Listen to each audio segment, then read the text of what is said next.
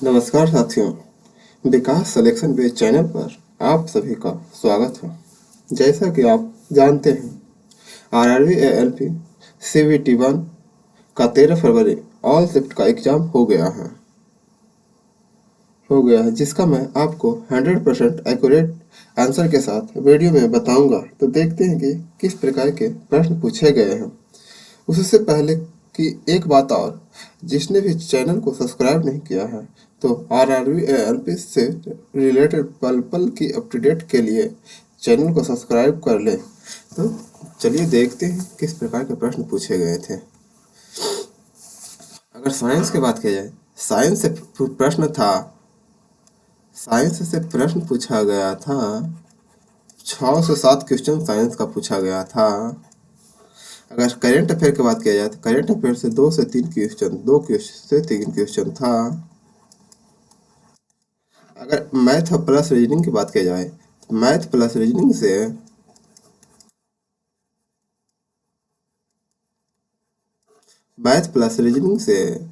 60+ question पूछा गया था।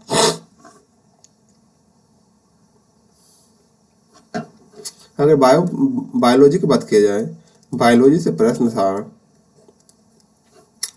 उत्तक से प्रश्न था।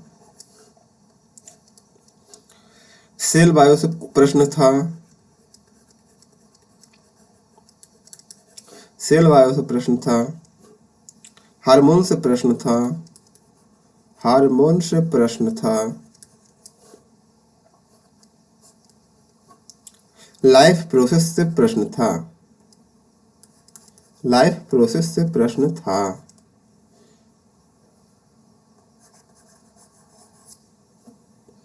अगर केमिस्ट्री की बात की जाए तो केमिस्ट्री में प्रश्न पूछा गया था। केमिस्ट्री में प्रश्न पूछा गया था केमिकल रिएक्शन, केमिकल रिएक्शन,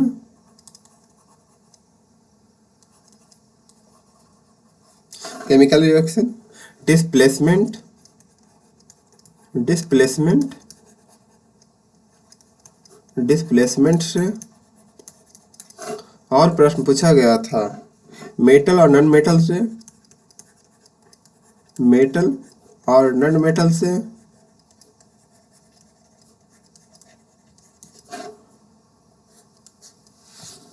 और पूछा गया था एसिड मेटल से। अगर फिजिक्स की बात की जाए तो फिजिक्स से प्रश्न था। फिजिक्स से प्रश्न था। फिजिक्स से प्रश्न था। दर्पण सूत्र से प्रश्न था। दर्पण सूत्र। लेंस से क्वेश्चन था। इलेक्ट्रिसिटी से प्रश्न था।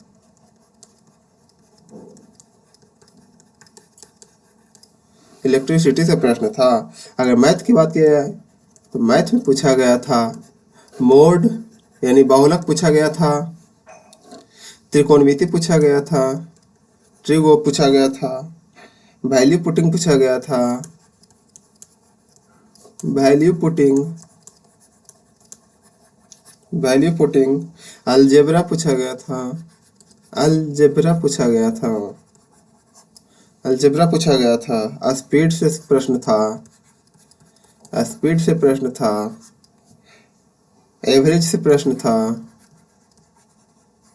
एवरेज से प्रश्न था। प्रॉफिट प्लस डिस्टेंस से प्रश्न था। Profit plus discount, profit plus discount से प्रश्न था। जिन सभी लोग का आने वाले शिफ्ट का एग्जाम, आने वाले शिफ्ट में एग्जाम है, वो सभी ये सब चैप्टर देख कर जाएं, जिससे कि आपको एग्जाम में बहुत हेल्प मिलेगा। तो चलिए देखते हैं पहला प्रश्न क्या पूछा गया था। पहला प्रश्न पूछा गया था करेंट अफेयर का था।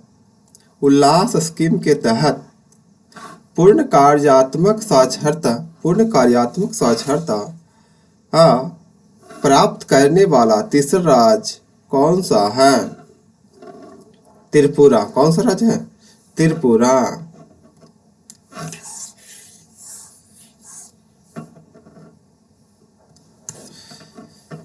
इम्पॉर्टेंट फैक्ट की बात किया जाए तो तीसरा राज्य त्रिपुरा है, जो कि जून 2025 में घोषित हुआ। कब घोषित हुआ? 2025 में। पहले दो राज्य कौन कौन है? मिजोरम और गोवा। त्रिपुरा के वयस्क साक्षरता दर कितना है? 95.6%। त्रिपुरा का वयस्क साक्षरता दर कितना है? 95.6%। यह उपलब्धि मिनिस्ट्री ऑफ एजुकेशन द्वारा संचालित 2022 से 27 के उल्लास नव भारत साक्षरता कार्यक्रम के अंतर्गत प्राप्त हुई।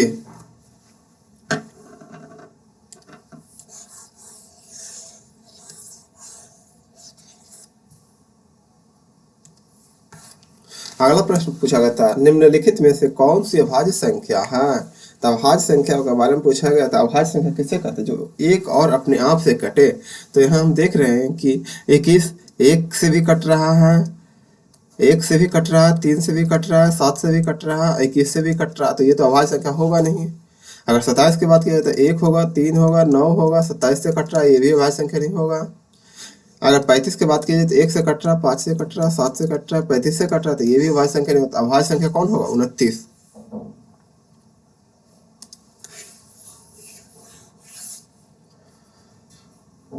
अगला प्रश्न पूछा गया था, जीवों की मूल इकाई क्या है? कोशिकाएं। जीवों की मूल इकाई क्या है? कोशिकाएं। जीवों की मूल इकाई क्या है? कोशिकाएं।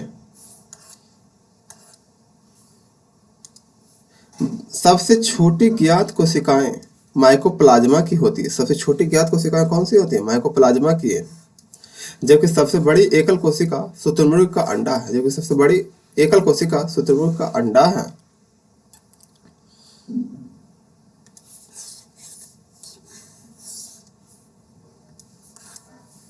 अगला प्रश्न मैथ से था कि एक देश में 55% जनसंख्या महिलाएं हैं।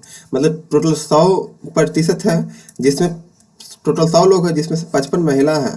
55 महिला है तो बच गया पुरुष से 45 बच गया। फिर क्या कह रहा है? पुरुष जनसंख्या का 80% साक्षर है।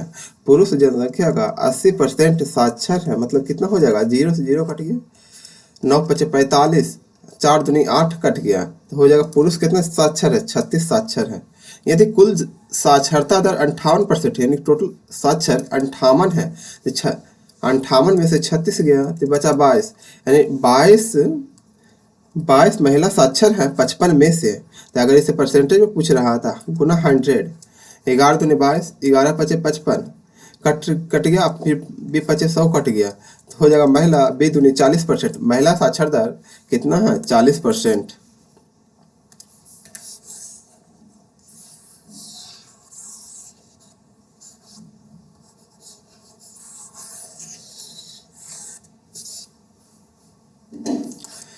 अगला प्रश्न था एसआई से, 3000 की राशि पर 4% वार्षिक ब्याज की दर से 5 वर्षों के लिए साधारण ब्याज ज्ञात कीजिए। 3000 रुपया की राशि पर 4% के हिसाब से 5 वर्ष में साधारण ब्याज कितना होगा? 2 शून्य से 2 शून्य कैंसिल, 3 चौके 20 से 120 गुना 5 600, तो इसका आंसर 600 होगा।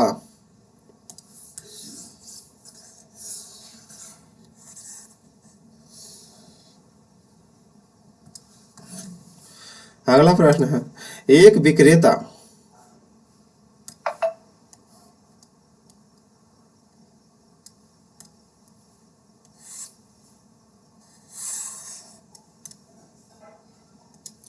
एक विक्रेता 1 रुपया में 10 टॉफी बेचकर 20% का लाभ प्राप्त करता है। एक विक्रेता 1 रुपया में 10 टॉफी बेचकर 20% का लाभ प्राप्त करता है।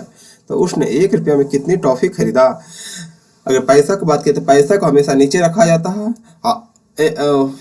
टॉफी टॉफी को ऊपर रखा जाएगा। सामान को 20% के लाभ पर बेचा, यानी 20% का फ्रैक्शन 1/5 होता है, तो हो जाएगा कितना?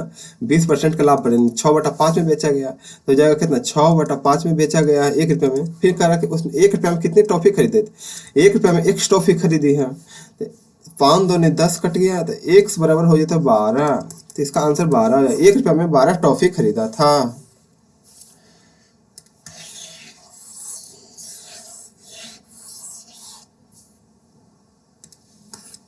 अगला प्रश्न था, 48/x बराबर एक्स बटा 75। जब इसको हम तिरछा मल्टीप्लाई करेंगे तो एक्स स्क्वायर बराबर हो जाएगा 48 गुना 75। जब एक्स बराबर हो जाएगा अंडर रूट 48 गुना 75। जब इसे हम बाहर निकालेंगे तो 16 3 48, 16 से 4 निकलेगा, 3 बचा, 3 दोनों जगह 3 निकला, फिर 5 निकला, तो जब 4 3 12 25 60, तो इसका आंसर हो जाएगा 60।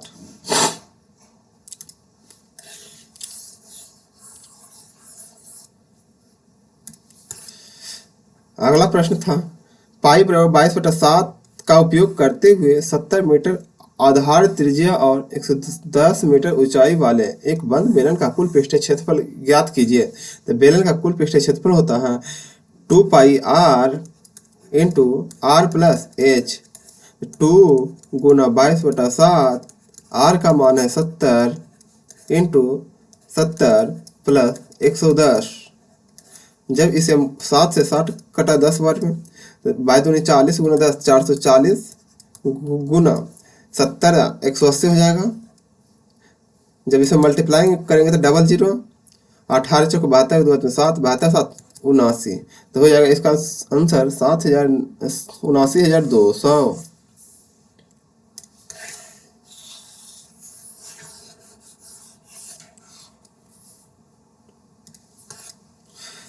अगला प्रश्न है पादप उत्तक में मेरिस मेरिस्टेमेटिक उत्तक का मुख्य कार्य क्या है। मेरिस्टेमेटिक उत्तक का कार्य क्या है। मेरिस्टेमेटिक उत्तक का कार्य क्या है। वृद्धि करना। क्या कार्य है। वृद्धि करना। क्या कार्य है। वृद्धि करना। मानव शरीर में सबसे कठोर उत्तक कौन सा है। मानव शरीर में सबसे कठोर उत्तक कौन सा है। दांत की एनामोल। कौन है। दांत की एनामोल।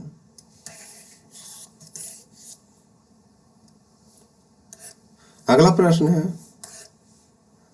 रक्त किस प्रकार का उत्तक है। रक्त संयोजी उत्तक है। रक्त कैसा उत्तक है। संयोजी उत्तक है। अगला प्रश्न है मानव शरीर में पाचन की क्रिया मुख्यतः कहाँ पूर्ण होती है। पाचन की क्रिया पूर्ण होती है छोटी आंत में।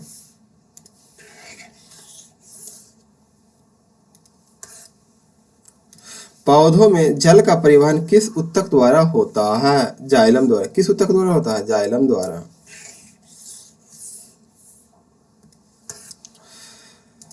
निम्नलिखित में से कौन सी धातु पतला अम्ल की से विक्रिया नहीं करती है। पतला अम्ल से विक्रिया नहीं करती है। कॉपर। पतला अम्ल से विक्रिया नहीं करती। कॉपर।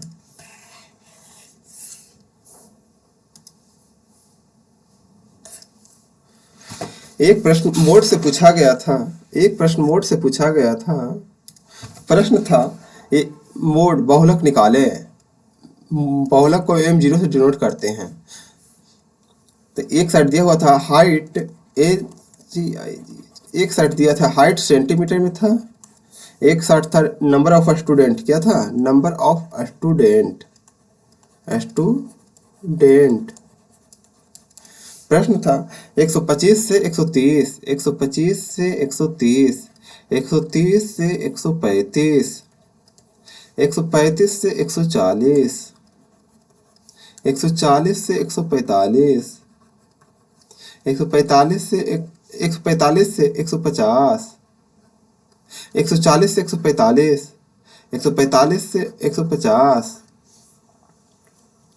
था। 7 14 10, 7 14 10, 10 9, 10 9 था।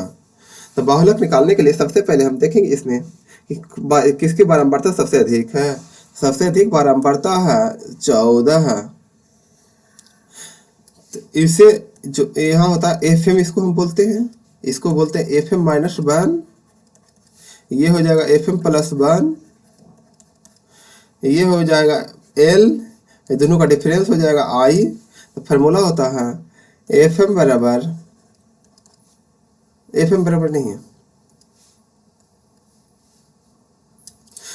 m0 बराबर L प्लस एफ एम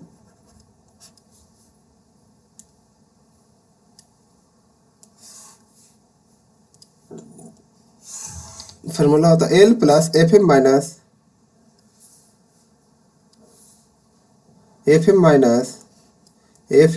1 बटा 2 F M minus 1 minus F M plus 1 गुना आई।